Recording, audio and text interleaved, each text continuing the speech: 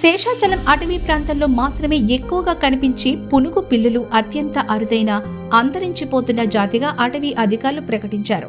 ఈ పునుగు పిల్లులకు ఉన్న మరో విశిష్టత తిరుమల స్వామివారికి వారం నిర్వహించే తిరుమంజనం సందర్భంగా జరిగే అభిషేక సేవలో పునుగు పిల్లి తైలాన్ని వినియోగిస్తారు.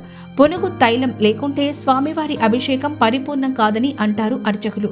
అటువంటి అరుదైన ప్రత్యేకమైన జాతికి చెందిన పునుగు పిల్లి ఒకటి తిరుమల 2వ ఘాట్ రోడ్లో జరిగిన ప్రమాదంలో మరణించింది. గుర్తు తెలియని వాహనం ఢీకొని పునుగు పిల్లి మరణించడం దురదృష్టకరమంటూ టీటీడీ అధికారులు అంటున్నారు. అత్యంత అరుదుగా మాత్రమే అటవీ ప్రాంతం నుంచి పునుగు పిల్లులు బయటకొస్తాయి. అలా వచ్చిన సందర్భంలోనే గుర్తు తెలియని వాహనం ఢీకొని ఒక పునుగు పిల్లి మరణించింది. కొంతకాలం క్రిందట ఒక దశలో శేషాచలం అటవీ ప్రాంతంలో పునుగు పిల్లుల సంఖ్య ఆందోళనకరంగా తగ్గిపోయిందని అటవీ శాఖ అధికారుల గణాంకాలు పేర్కొన్నాయి.